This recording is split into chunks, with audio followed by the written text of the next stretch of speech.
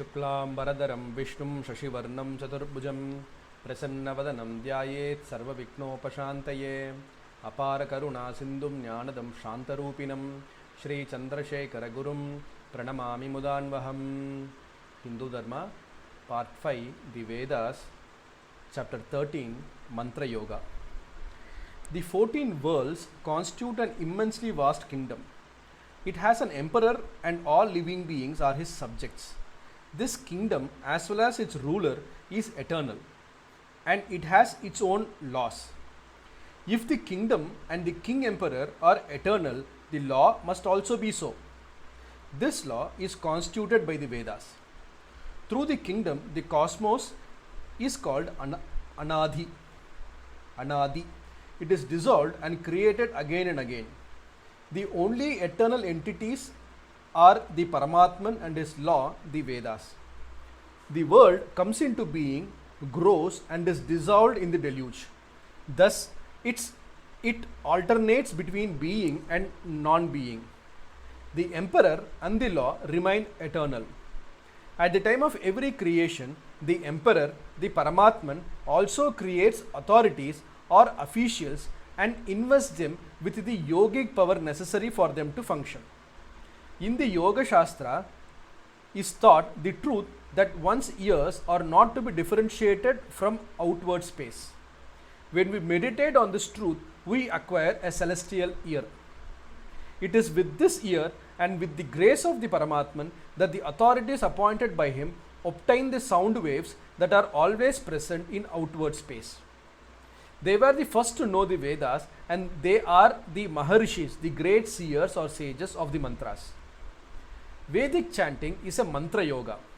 The vibration of each nadi creates certain feelings or urges in the consciousness.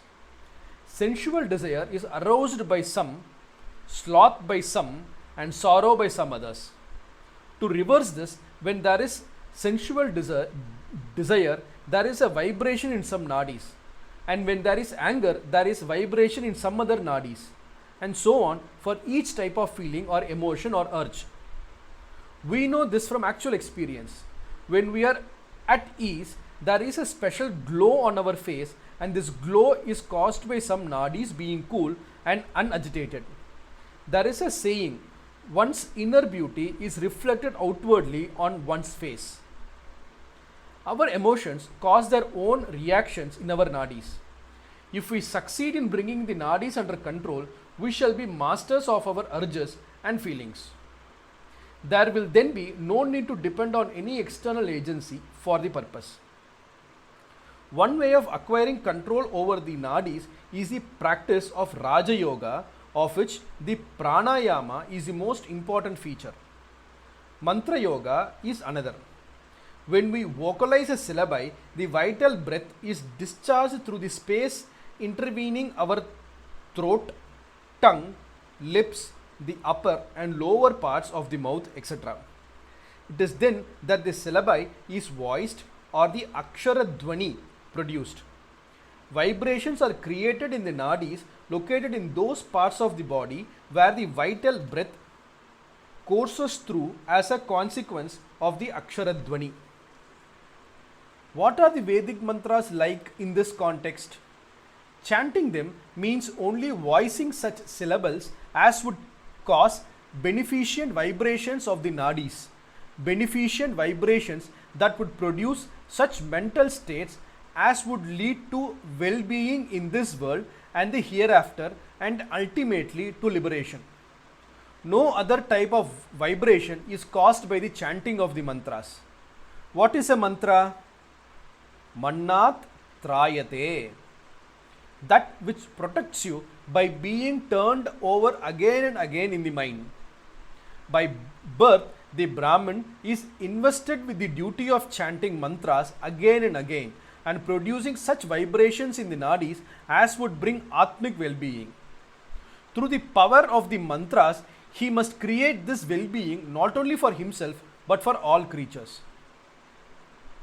How are the mantras to be chanted so that we may master them and derive the full benefit from them? But first, let us consider the faulty ways of chanting. Geeti means one who chants a mantra as he likes, setting it to tune as it were like a raga. The Vedas must be recited only in accordance with the tones appropriate to them. Shigri is one who hurries through a hymn. To derive the full benefit from the mantras, the right mantras must be chanted, must be maintained. Hari Om. The right matras must be maintained in the chanting. Sirah Kampi denotes one who keeps shaking his head as he chants. There must be a certain poise about the man who chants the Vedas.